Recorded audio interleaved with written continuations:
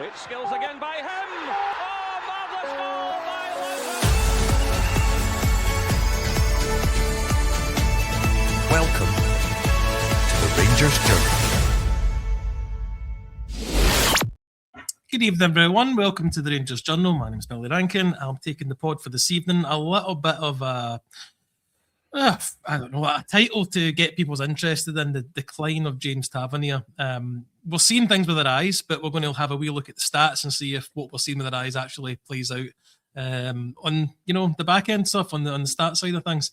So I'm joined by two guests this evening. Dino's having trouble connecting, so we'll leave him for the second. But Ryan, how are you doing, mate? I'm doing fine, buddy. Doing fine. Thanks for having me. Oh, very welcome. And yourself, Graeme, how are you? Yeah, good, Billy. Can't complain. Thanks for having us on. Looking forward to the discussion points tonight. I'm sure it will stimulate some debate between us and MD watching and commenting. Well, this certainly, I don't want this to be a show or give you the wrong impression that this is a let's give Tav an extra season or let's not give Tav. There's nothing to do with it. We're just going to reflect on James Tavernier's career with Rangers and we'll see how the stats add up and we'll see if what we're seeing with our eyes actually is what the stats are telling us. I'm going to start with some, not breaking news, just news from the press conference today, Ryan. I don't know if you've seen that Rule has been given Manager of the Month for January. Yeah, and rightly so. 4 victories throughout the month of January and some really good important victories and some markers put down as well towards the end of the season. So rightly so. I don't think there'll be any other candidates certainly for it. No, I don't think so. Graeme, did you see that yourself? I did, yeah. I think well deserved. Fine month that we've had, really, and it's put us right back into contention with the results he got in January. So, no, very, very well deserved. Credit to what he's done, and hopefully continues to do. That is the case, putting us back in contention. I mean, he mentioned it himself in the press conference, Ryan, that when he came in, that we were far away, and now we've managed to catch up a lot of points. We've got a week now with 2 important games to try and catch up again, and then there is the proverbial touch wood. There is the chance that we can be top of the league by the weekend, by the end of the weekend. Yeah, and you pinch yourself almost with it that's happened. That the calamity of the Russell Martin appointment, the Thelwell and the Stewart. It's you couldn't believe the situation we're in just now. And it's a testament to Darren Rule and his staff what they've managed to achieve. He's brought us round and we're a completely different football team. You look at Ibrox coming up on Sunday, the game's a sellout. You've got people coming from all sorts of places asking for tickets that you maybe haven't heard of from quite a while, asking you if you can help me for tickets. Literally months ago, you couldn't give your tickets away for Ibrox. Nobody wanted them. You were asking people to go for you as a favourite to put your ticket through the turnstile so that you didn't miss out on your MyJers points. But this is just an example to the board of this is what can happen. If you build a successful club and you build a successful football team in the park, it will sell out. And when they're talking about raising the capacity to make the stadium bigger, this is the reason why. Because if you put a successful football team in the park, people will want to come and see it. Graeme, I remember being offered hospitality and the prices for it, back 4 months ago were ridiculous. You wouldn't get that now again, but they were struggling so much to even sell hospitality packages. As Brian's saying, fans weren't turning up, but it's a world of difference now, and I think fully deserved it. Rule gets the Manager of the Month for January.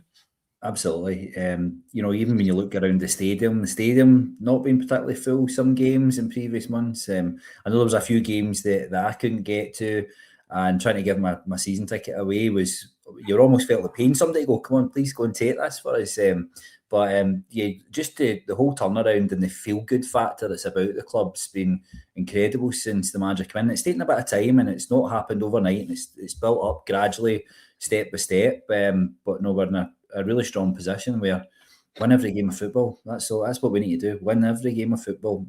That's what you need to be at Rangers, and that's what we need to do to get this league championship. Yeah, man. Another news, Manny Fernandez also won Player of the Month. Graeme, deserved as well, or was any other candidates you might have had in mind? I think he's the standout from our perspective, not just for what he's done at the back. He's been really solid at the back. And he was probably a player I was slightly worried about, probably back in October time. But he's really, since he's been brought into the team, he's played well. He's scoring goals. He's a threat attacking. So it's not only that defensive cover that he gives us, he's really solid going forward in these set pieces as well. I think he's still got a bit of development to do to become that all-round player that we're looking for at centre-back. But he's really made he's made that centre back position probably his at this point, arguably alongside Suter. So really pleased with how he's come on. I actually thought for a while during the season that he might need to go out on loan in January to get some game times, but now he's been given a run. There's been no need for that. And then ultimately, I think we've not brought somebody in at centre back because of how good he's been. So yeah, well deserved, and I think there's more to come from him. Good news also, Ryan, came out of the press conference today that the only injury concern tomorrow is Max Aarons. So I don't think Max Aarons would have been involved in the starting lineup anyway. So a full squad to choose from. Chamiti being available again gives the manager a headache up front. Yeah, this is the difficult thing now. And listen, it's a great headache to have. It's good. I mean, Sterling getting through the game on Saturday. John Suter as well. There's obviously concerns over there, ability and durability on that side of things. So great to see that, the guys are kind of coming through, and he's starting to have difficulty. Competition for places raises standards and hopefully translate into wins and trophies at the end of the season there. But I'm looking forward. I don't know if there's any word about Conor Barron coming back. I think that's probably the next milestone as far as the return's concerned. I think there was talk of him. Was it as far away as the end of March? Was it for him?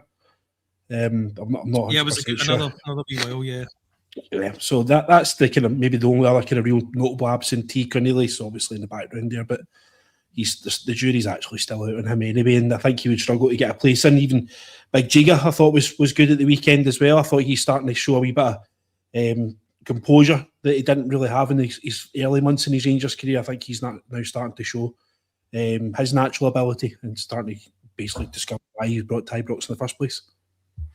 Graeme, I think the manager's influence on the players has certainly been as Ryan mentions there, Giga a lot more assured and a bit more calm than he was in the beginning of the season. Purely down to Danny Rule or just settling in, do you think? It's funny because when the first couple of games I seen Giga at the start of the season, I thought he looked solid. Then he seemed to lose his way a little bit. I think give credit to the manager. He's settled us down. He's made us more difficult to play against. We've not lost as many goals. It's a bit like a goalkeeper or a striker that scores goals. When defenders keep clean sheets with a goalkeeper, that starts to breathe confidence. And we get a few clean sheets in. We're looking a lot more solid. Still there's frailties in there and there's the odd error, but I think that comes with confidence, and the manager's installing confidence in this team, and that's what happens when you've got a winning mentality. You go on a run of games and the form's been good, so all the things are really coming together at probably the most critical point of the season for me, so it's all very encouraging. Yeah, I agree with that. Anyway, I just wanted to start with the pod with just a bit of an update from the press conference today, but we are here to talk about the decline of James Tavernier. Not trying to be dramatic, not trying to say anything that he's a bad player, not trying to say anything really. We just want to look at how he's performed for Rangers over the last 10 years. Now, Ryan, James Tavernier made his Ibrox debut on Saturday the 7th of August 2010. Do you know the opponents? I should know this. Hibs. Again, I guess. No. Graeme, do you want to make a guess? I was actually thinking Hibs as well. That was my guess. Must have been a League Cup game or something, was it? No, that's a trick question. I have used it on the pod before. He came on for Newcastle against Rangers at Ibrox as an 81-minute substitute. And I'm just trying to get the name of the player to come on for the Colaccini substitute appearance. So James Tavernier did play at Ibrox way before 2016 when he signed for us under Mark Warburton. That first season, Ryan, I remember he scored a really good free kick. I think it was against St Mirren, and they did a wee funny dance after it. But again, we were just trying to build a team. We didn't know anything about him at the time. I don't think you would have known anything about him at the time. But what was your impressions when he first came along? I think it was Alloa, Billy. Was that free kick? I was there. I was at the game actually. Yeah.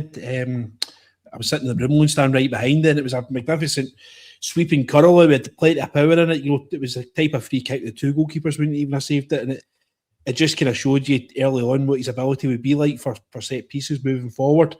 Early on, I'll be honest, he didn't really catch my eye too much. He was obviously still a young man trying to apply his trade in. I kind of remember him thinking he was a little bit like Hutton in his ability to cut him down the line quite a lot.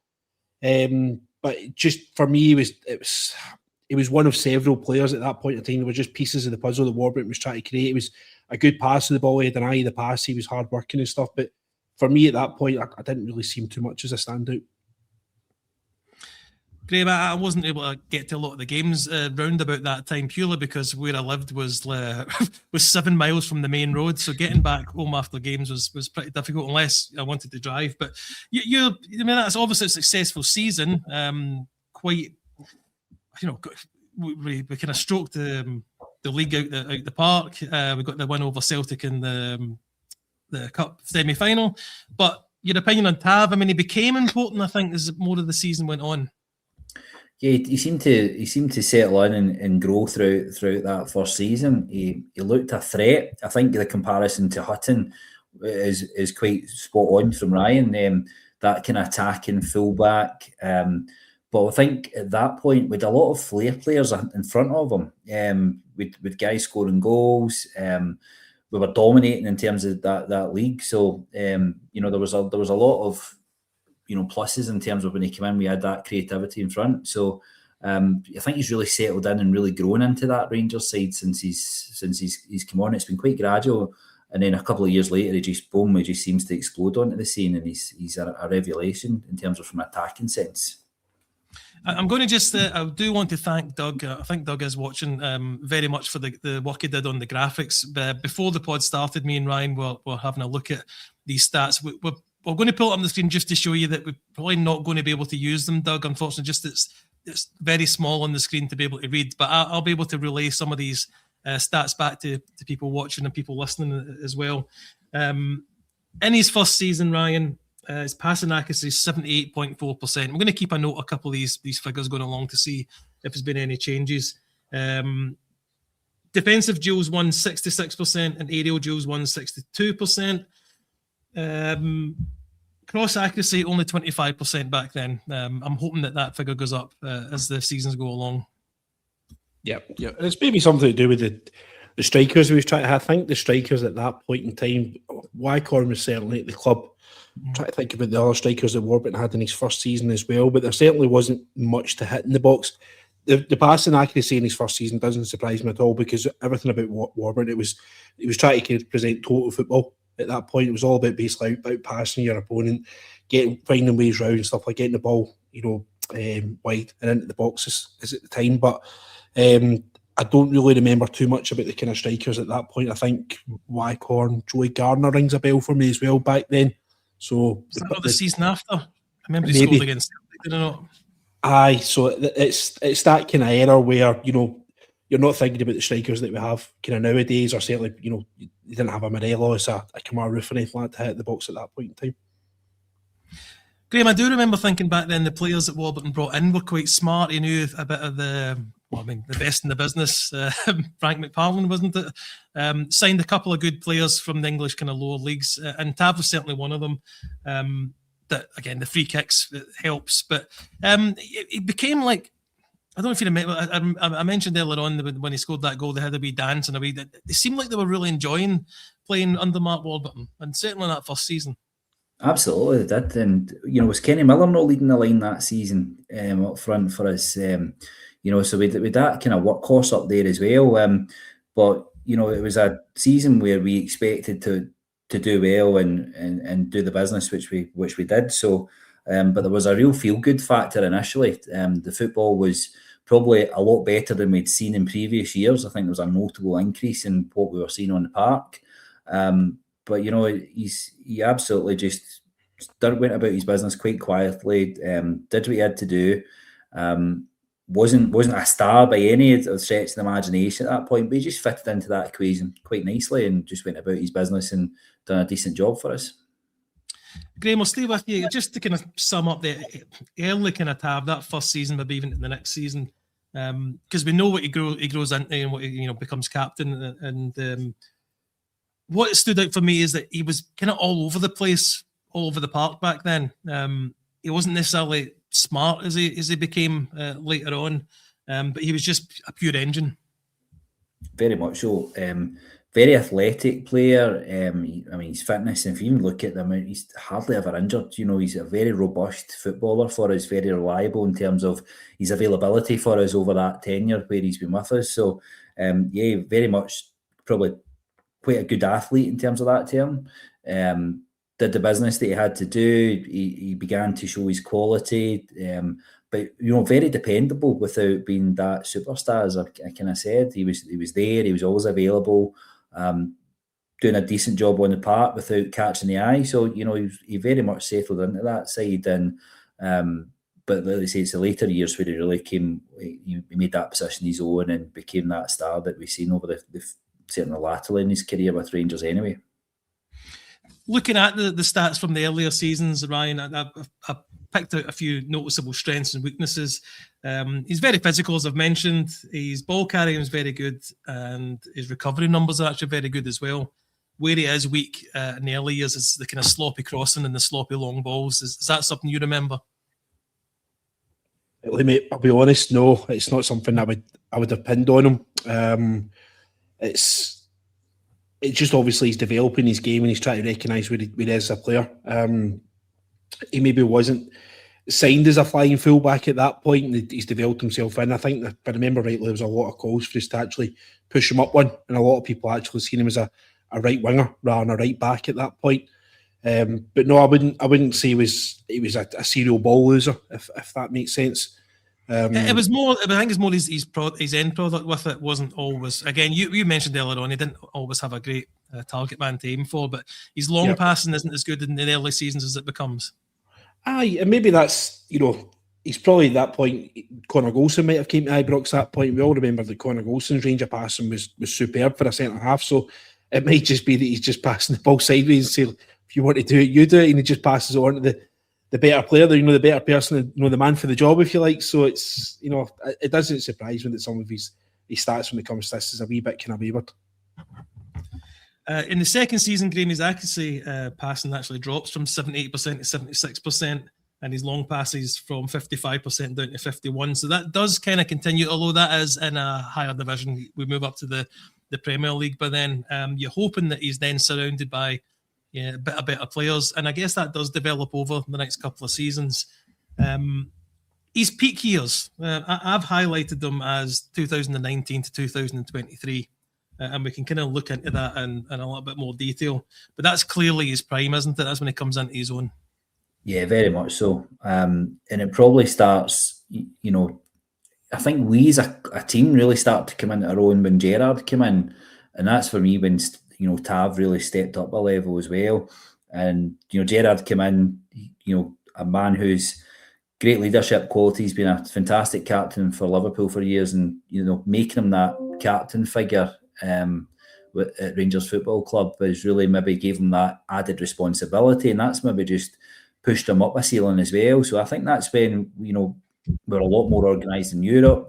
We start to have European runs, going through group stages, qualifying from group stages, and that probably all came about in the Steven Gerrard era, where we definitely raised the bar and raised our levels considerable. So not really a surprise that Tavernier was part of that after being made captain when Gerrard came in.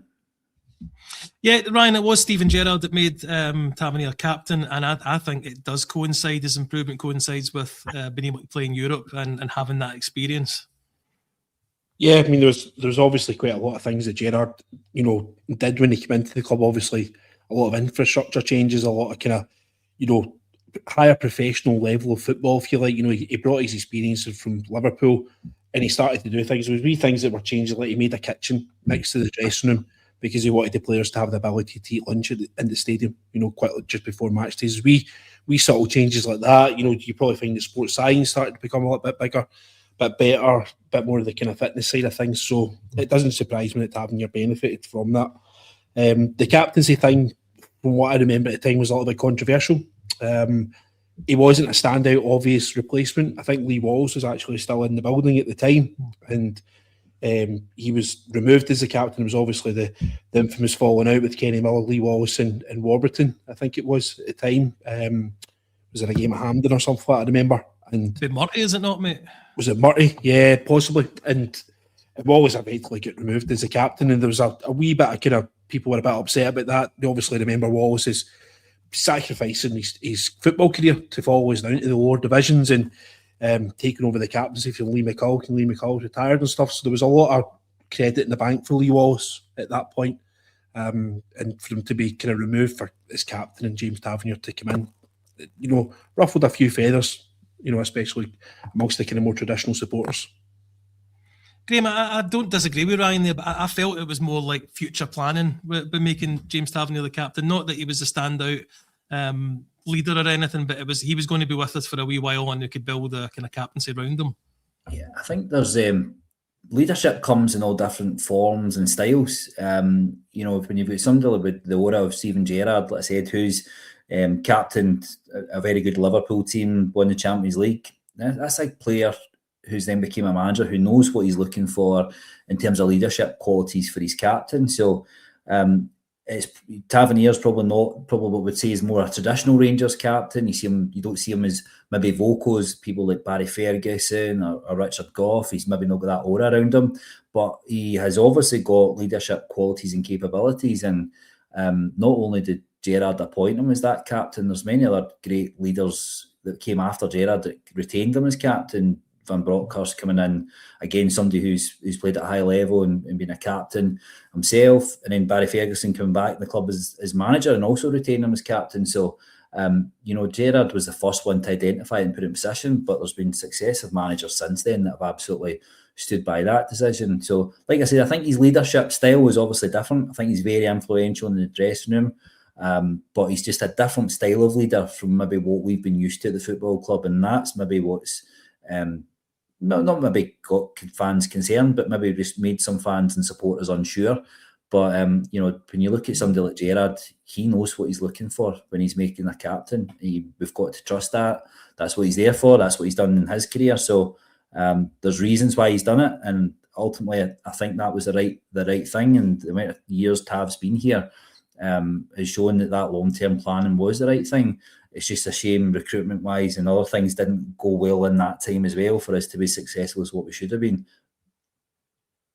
Where he does improve, Ryan, over the course of the first 3 seasons at least, is he scores 1 goal in 2016-2017, then gets 8 the following year, and then by 2018-2019 he has 14 goals. So that's a side of him that improved.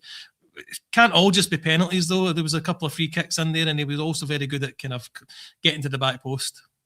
Yeah, mate, just before I come on to that and answer your question there, I just lean on what Graeme was saying there as far as the qualities of being the captain is concerned. I watched another podcast recently where Barry Ferguson was sitting with Tom Miller, and he said when he became the Rangers manager, he did have his doubts over the qualities of James Tavernier as the Rangers captain, but he said he was, blown away by his leadership qualities.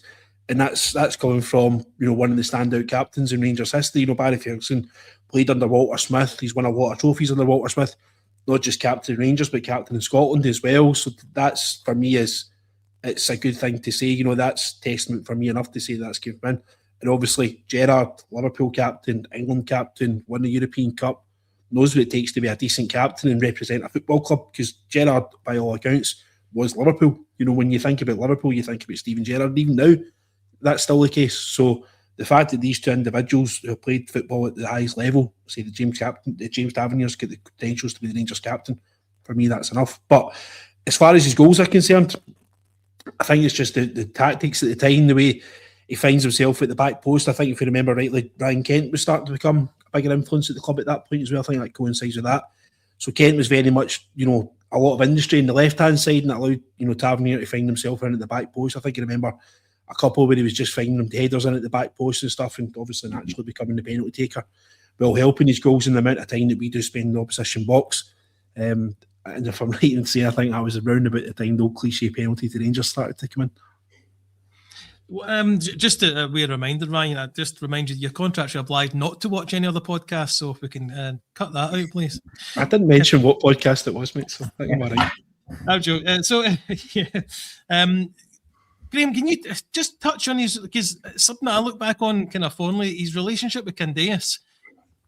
People say he's never really kind of replicated that, and obviously we needed a better standard of quality of player ahead of him, but that was a good partnership they had. It was a great balance, but just to with Ryan's point, there was also times where Barisic, our left back, was putting crosses in, and Tavernier, the right back, was the one converting and scoring goals. So that's how flying our two fullbacks were in terms of that style of football. So it was incredible to see. But you're right, that partnership with Candace and Tavernier was solid. I think they both had a good understanding of each other. I think Candias worked really hard at tracking back as well and supporting Tavernier from a defensive aspect as well. And we've probably not had that consistency in terms of that right wing position, probably until Czerny came in last year to play in the right. With several people try it just hasn't worked out. So, again, another aspect of our recruitment, we never got that position right. So yeah, that's where that definitely worked well with Tav, and you did see him slightly different because we didn't have that quality probably in that side of the pitch when Candias left. Ryan, when we move into where he starts to get in, obviously he wins the first division, but well, Rangers won't really celebrate that too much. But we do in 2020, 2021 win the SPFL, and he is the player of the year for the SPFL. I'll go through some stats. He got 12 goals, 9 assists. Passing accuracy was good, 78%. Defensive duels won, slightly dropped to 68%, and his aerial duels, again, slightly dropped to 58%. But the fact that he was a big part in us winning the league, I think, sticks in the mind with people. Yeah, we set all sorts of records that year as far as the defence is concerned. I think we only conceded something ridiculous like 16 goals all season or something like that. We had the record number of clean sheets in a row. It was basically shut out central. The amount of games that we won during that league campaign by the single goal, 1-0, was, the defence was absolutely fantastic. I think he just slightly pipped Goldson. I thought Goldson had a particularly good year that year as well. So it'd have been a toss-up between them two. We probably just Tavernier's goal contributions. Saying that, Goldson did score 2 at Parkhead, which I remember fondly, which was a good day. But I think he was the captain, the leader. He's the man with the silverware in his hand at the end of the season there. It was a great year all round for him. And I think just going back to talking about relationships that he had with certain players, I think if one that you probably actually need to witness in the flesh to appreciate it was his relationship with Ryan Jack. When Ryan Jack was fit and doing really well, Tavernier would have the ability to bomb forward, and Ryan Jack just seamlessly just used to slot in and just used to come back and cover over that side, and Jack would fill in it right back for him. He would just go over and just if the ball was lost, he would go over and just get the ball and recover it well. And it was something you probably don't actually realise you're seeing it until you're watching it in the flesh, because sometimes when you're watching things on the TV, these things don't become apparent. But you would see Tavernier bombing forward, and without even being asked, Ryan Jack would just follow it across and cover his yards for him. It was great to see, but fortunately Jack couldn't keep himself fit for one reason or another. So that relationship maybe didn't get as far along down the road as it possibly could have done. And Graeme, I'll let you comment on the league win, but yeah, I was going to mention the kind of covering role that Ryan Jack used to do. I never liked the two holding midfielders, but there certainly was there so Tavernier could get forward. I think that was just part of the system as well, because we played more of a flat 3, and then our two, we didn't have the wingers so much. It was 2 number 10s and a bit narrower, so that whole formation did work really well for us. And I think Jack played a few games at right back at certain times too, so he did understand the positioning aspect. But again, that was the system worked, and it's again about getting the system to work with the players that you got. And to me, that was a great example of Gerrard doing that. We got the system right, we got the personnel right, and people started to flourish in their positions, and that's how you build a successful team. Moving into next season, 2021-2022, we do win the Scottish Cup, and we also win. We also get to the Europa League final. Obviously, an incredible season, Ryan. I remember his goals against Leipzig. I remember his performances throughout Europe. He played 3,320 minutes that season, and this to me is the 2 seasons are peak James Tavernier for me. Yeah, mate.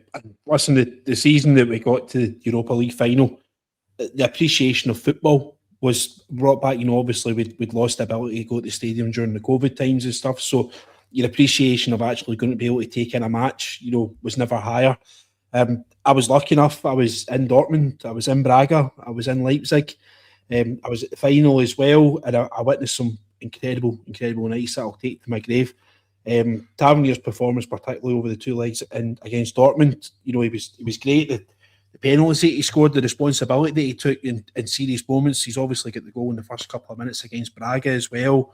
And, tell me the next time a right back's going to finish the top goal scorer in the competition at any point in the future. So it was fantastic, and he's obviously caught the eye all over Europe that year. Incredible. But we fell short at the end of it. He stepped up in the final, and he's got us on our way in what could have been a memorable couple of moments for us. And it's sad to hear. I've never watched the game back. I never will watch the game back. Breaks my heart. I still think about it sometimes, but it was some real special memories, and he was very much at the heart of it. I've never watched any of those games back, including the one with Walter's final, and certainly would never name a suite after it at the stadium, that's for sure. Graeme, that summer, actually, I was expecting James Tavernier to move on purely for just how well he'd done in Europa League. Yeah, very much so, because I think he definitely caught the eye. The goals he scored during that against real quality opposition as well. We need to remember that. It was real quality opposition that we came up against throughout that campaign. And Tavernier was, as good as you've seen him in a Rangers jersey through that campaign. So I think what we've not been great at as a club is selling players at their peak or when the right time is to sell. We're going to need to get better at that. Would it have been right to sell him? Probably at that time. I think we'd have made good money from that. But would have trusted the club at that time to bring in the right players behind him? Probably not at that point. So, he stayed with us. And actually, I think that's really helping me certain times, especially this season. The position we're in, his leadership and his experience of being there and done it with the football club will really help us for this run in. And I think we still got a lot of, this side isn't finished just from that window. We've got another few tough windows to come, and I think I'd like to see him remain for the next few windows anyway, and at least get another year out of him, because I think that stability and that experience that he brings is invaluable when you look at the rest of the squad that we've got. We're kind of missing that. Graeme, moving into the following season, this is where I started to suspect there was a decline, because at the beginning of that season under Van Bronckhorst, it looked like he was noticeably slower. Either he was injured or he was just the season before was too much for him and then took far too much out of him. But actually looking at his stats, he improved on that season in 22-23. Is that a surprise to you? I can read a couple to you, but is it a surprise that he actually got better stats that year? I think it's interesting. Stats tell you some part of a story where you see a different aspect when you're at games. I think the whole team seemed really sluggish. We looked unfit. It was a real struggle for us. But what I remember that year is the amount of time we relied on his goals. We relied on him to deliver. He dug us out of many of a tricky situation. So yeah, it's interesting that his stats continue to go up that way, because I've got a similar memory to yours in terms of how we looked as a team. So it is quite a surprise, but I do recall him digging us out a few difficult situations and scoring some important goals that kept us in games and got us to win games. So, it's actually quite interesting when you go back and read the stats in detail, just how much he's done over these years. I think it's easy to forget. You maybe take it for granted, but seeing it all again and getting through the stats just shows you what an important player he was and where we would have been without him. It was tough going at certain times in these seasons. Where would we have been if Tavernier wasn't there? I've wondered, Doug, I know you're watching, Doug, if you could just possibly confirm for me if these stats are just for the league. It's not majorly important, but I just feel like he'd scored more goals than this. But anyway, Ryan, in the 2022-2023 season, he scores 16 goals and gets 7 assists. Where he is very good still is his passing accuracy up at 82% as well. So again, I thought there was a drop-off. He played 3,617 minutes. He's still a machine at this point. Yeah, and I think probably the term machine is a real good way to kind of, not just this season, but all his season in his career. I couldn't tell you games that he's missed. I think maybe you could count in one hand over the 10 years how many games he's actually missed through injury. So, the way that he must conduct himself and looking after himself out with the park, his preparation of games, the way he comes away from games and stuff like that, the relaxation's part of his life and stuff, he must really take care of himself to manage to get that kind of level of durability on that. So I don't know how I feel about the 22-23 season. It was an odd one. I was sad to see Van Bronckhorst go that year. There was obviously rumours that they'd fallen out with Van Bronckhorst at pre-season, that I think they'd went away to Portugal. There was that game that the floodlights failed about the 70th minute or something, and the boys had asked to go for a night out and they were refused the night out, and I think they all kind of fell out with Gio and his staff in the back of it. So you'd like to think your captain would hold the boys together in the dressing room if something like that does happen, lead by example, but these are obviously rumours. The passing accuracy doesn't surprise me. When Beale's came in, you're leaving a Dutch manager and coming into a guy who's obviously very football minded, so the passing accuracy wouldn't surprise me at all with that. Overall, in terms of what the team did that year, you actually look at it, the way the team finished there, I think they finished 92 or 93 points that year. We can't achieve 92 or 93 points this year. I think the most we can get to is about 90. So any other season, that could actually be another championship winning season that year. It just couldn't simply beat Celtic. And I think it was when Postecoglou first came in and his incredible football style and the force that he built the opposition up to, it was very difficult to do that. But in any other season, Tavernier could have been sitting there with another trophy in his hand. No, you're right. Disappointing what happened with Bronckhorst. Obviously quite disappointing in Europe as well to perform in the Champions League as badly as that. But I guess there was mitigating circumstances for that too. Injuries to Connor Goldson, I think, helped hindered us that season as well. I think we won each with Liverpool, and then Goldson goes off at half time, and all of a sudden he scored 5 or whatever in the second half. So we were actually 1-0 up at half time, mate. Was it just 1-0? Yeah. We went up at half time, and we know what happened after that. But in that time, Graeme, I think I've suggested that that's where I've started to notice a decline. You kind of agreed with that as well. But as we go on another season, the decline isn't there in the stats. And I know you're saying the stats tell you one thing and tell you, your eyes tell you something else, but he plays 3,794 minutes the following season, 23-24. His progressive passes and accuracy is up. His passing accuracy is really kind of similar, but around about 80%. Duels won 70%. And recoveries 10.8. Now these don't mean anything, but they're all improvements on the year before. So the decline that we think we're seeing, is it maybe to do with his athleticism not being the same as it was, and he's maybe get his football brains actually taken over? I think the decline was within us as a team. I don't think our team was as strong that season. I think that's the season where we didn't invest, and we should have invested, and loads of other different things that we should have done recruitment-wise, but I don't think we improved the way we should have. And what you're probably seeing is Tavernier becomes more important, and when he's maybe not surrounded with as many good players, he's having to do more. He's having to do more of these recoveries. He's scoring more goals. He's creating more assists, because he's the one we looked for when we've not had that quality around the rest of the park. So, that's probably sums up where I feel in terms of that. We've probably not recruited well when we've got somebody like Tavernier in there, captain the team, always present, always there, very rarely injured. And he's having to do more because he's probably one of the more quality player that we've got at that point, as opposed to having other quality around the park. So there's probably a little bit of that, Billy, in my opinion. I've compared the kind of three sides to James Tavernier, Ryan, the kind of young James Tavernier, the peak James Tavernier, and the James Tavernier the last maybe 2 seasons. And there is a decline. There is a decline in the stats over a few areas. Ball carrying, not as good as he was, and that's massive for obviously a club like Rangers. His defensive duels, it was peak in the 9s and plus. Now he's down at 6.5. So he's engaging less in the kind of recovery work. And his crossing volume down to about 2 to 3 decent crosses a match. It used to be 5 to 7. So there is areas of a decline. I'm not imagining it. No, I mean, he's not going to be able to escape Father Time. Let's be honest. His ability to get up and down the park and be that flying fullback is going to diminish, as he gets older and such. And there's nobody that can't do this. You remember Ryan Giggs back in the day was that flying left winger. He ended up finding himself into a centre midfielder.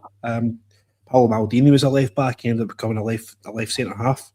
So it's not without question that this is going to happen to him. Where we've kind of maybe let him down as a players and individuals, that we haven't given him any competition to replace him. Sean Sterling has shown signs that he has the ability, in a footballing sense, to replace him, but he can't give you more than half a dozen games before he gets injured again. And for one reason or another, he's never been replaced. Anyone who's actually ever come in to compete with him has disappeared. So it doesn't surprise me, these things as well. And I think, being honest, my head tells me that you maybe want to give him another deal, because there's going to be a big turnover of players in the defence in the summer, from what we can see with sort of being out of contract and a lot of loan players and stuff. So do you kind of keep the stability and do you give him another deal? My heart tells me if he wins the trophy at the end of the season, if we get a touchwood, a League and Scottish Cup double, you sail him out into the sunset with the trophy in his hands and you thank him for his time and his service, and he leaves in the club in a high, with everyone's best wishes, mostly apart from Curry. So that's where I would see it. You see what's happened in the last kind of couple of weeks is you can see with Ant-Man switching over to the left-hand side and the early signs that Tour Romans is coming in and being that kind of overlapping fullback on the left-hand side. If we can create that on the right-hand side, what an unbelievable force we could be. So it's goals coming and pulling player, and oppositions won't know where to look. They'll be looking all over their shoulders. Are they going to come down that side and attack us? Are they come there? And truth be told, James Tavernier doesn't have that in his locker anymore. So for me, it's got to be on the menu for the summer and on the shopping list for the summer that we've got to go and get that overlapping fullback on the right-hand side, and especially if we take up the option to sign Scott Wilson a permanent deal.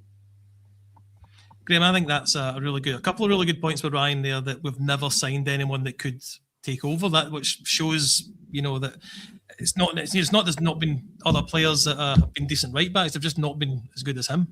Yeah, he's absolutely spot on, Ryan. And we have not brought somebody in who can hit the levels that Tavernier has done. We just haven't done it.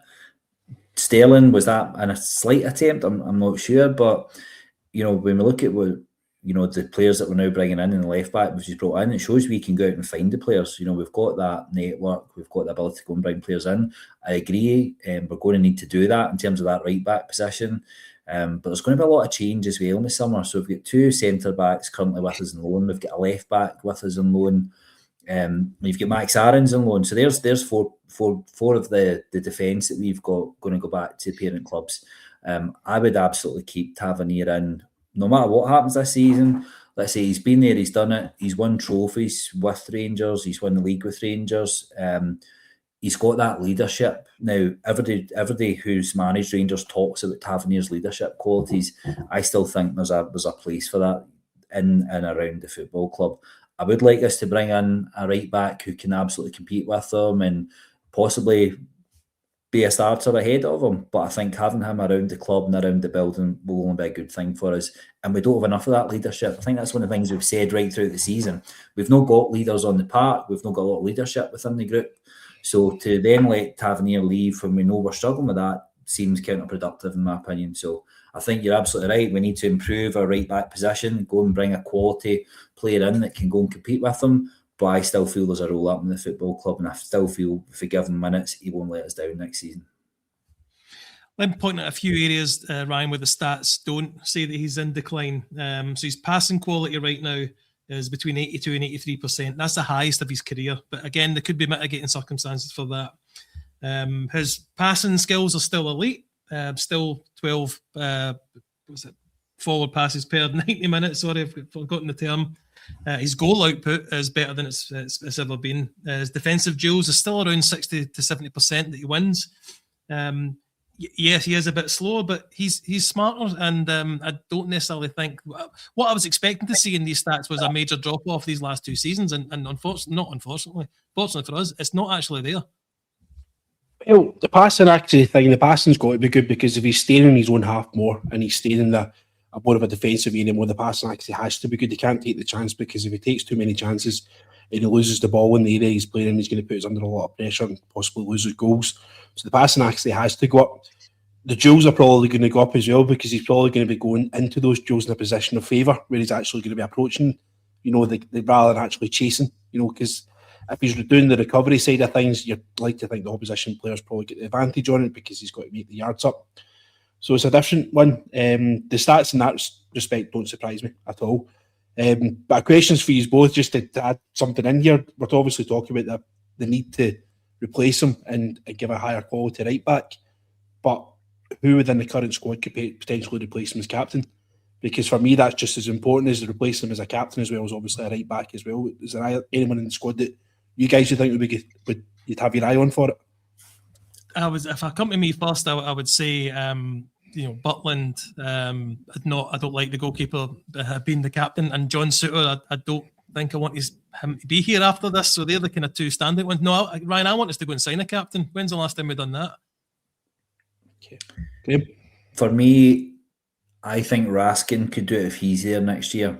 I quite liked him when he was given the armband. Was it last season? And I thought it brought out more in terms of that. When you give that player the captain's armband, that responsibility goes up. And I thought Raskin absolutely, took to it absolutely brilliantly. I thought his performances increased as well.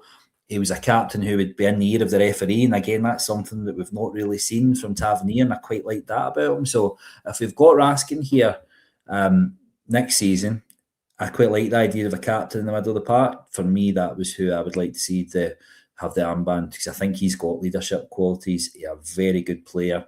But again, whether he's here next summer after World Cup, that's another question entirely. I'm not so sure he will be. I think he probably wants to move on himself, and the World Cup's a good opportunity for us to maybe get some decent money for him. Ryan, looking at the stats, I made a wee note at the end here that if we had done a scouting video on some 24-year-old that maybe played for another team in the Premier League with these stats, we'd be crying out to sign him, but we're still having a debate whether he's should give him another year or not.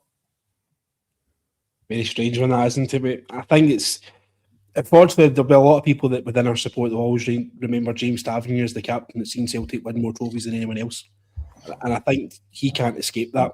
But we've obviously got to remember as well that he's obviously the captain that brought us our league trophy back after how many years we didn't have it. And I think we need to be thankful of what's happened, because there was days not so long ago we didn't think we were going to have a football club to win trophies again. So I think we've got to kind of maybe appreciate how far we've come. And yes, maybe there'll be certain opportunities where the board haven't invested money and certain things haven't been great for us, but we're still here now and we're still fighting. And we will get that torch back at some point. And I think in years to come, when our grandkids ask us, who was this Tavernier guy that seemed to score all the goals? I'm looking back in statistics, I'm looking back in there. He scored so many goals. I don't think there'll be very many of us will turn around and say, oh, he was rubbish. He was the guy that lost us all the goals. He was the guy that seen them win all the trophies and stuff. I think we'll have wonder memories of him, and we'll have bad memories, if you like. Well, I think we know one person that might have not quite so fond memories of him. I don't know if he's still in the comments, but can I say hello if you want?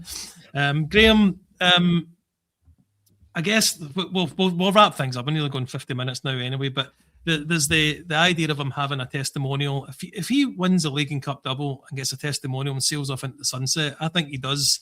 Well, he already is in the kind of Hall of Fame, but he does cement himself as a legend of the club, I think. Yeah, he's. I realise that's a big if, by the way. Yeah, indeed. Ultimately, I think we, in terms of when Tavernier's been here in the captain of the club, it's not been a great era for the football club. I think when we look at some of our recruitment and how we've went about business, we've not really helped James Tavernier. We've not helped the squad. We've not been as competitive as what we should have been. We've not won as many trophies as we should have been. We've went through quite a few managers as well. So all that tells a story that we've not got things right. But despite all that chaos, Tavernier's been a real consistent for us in terms of his performance. We've seen some of his stats. We've talked about them, his goals, his assists, what he's delivered for us. I think if he wins the league and we get a cup and he's a double winning captain, that really does cement him in terms of being a solid Rangers captain. He's experienced some success. But again, I'm still nervous about saying sail into the sunset when we've not got the leadership around the club just now. So yeah, it's just unfortunate he played with us in that era where he has played with us. Had we been successful and really kicked on, even from when Gerrard won the league and then put the right investment in the club and the players on the pitch, it could be a total different story for James Tavernier. He might be remembered for nothing but success. So it's unfortunate he's played from us when he did. Just say one more thing. Aye, mate, of course, yeah. One thing I would say is as well, he could never be accused of stealing a wage office.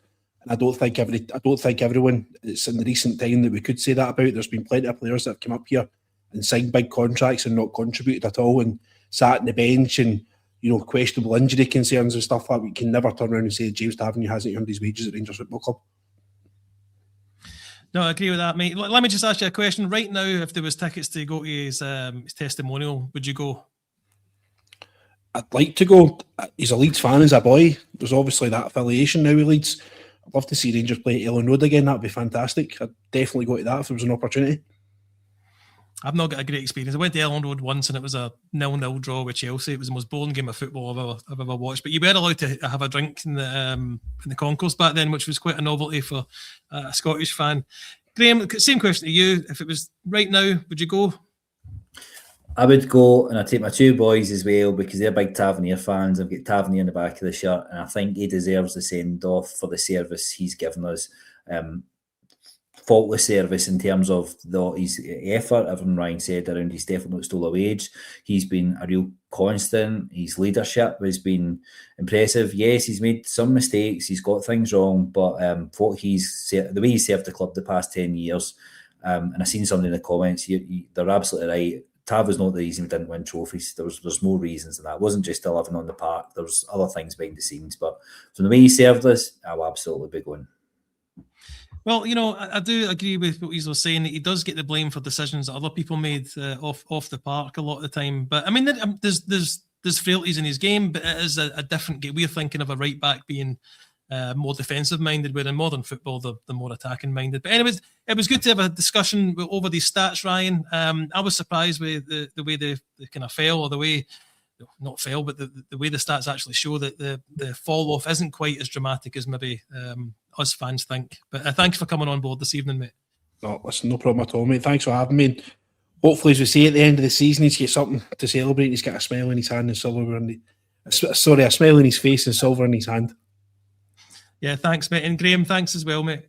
Yeah, thanks very much. Still agree. We'll all be smiling if we hit that league and cup double. We'll all be smiling for the full summer, I would suggest. I would say so. And thank you very much for everyone that's watching. Thank you for the comments we get at the side. We do read them and try to put them on the screen if they're relevant to what we're talking about. But thank you again for watching. Just leaves me to say every night is a Rangers Journal night, and we'll see you tomorrow. Every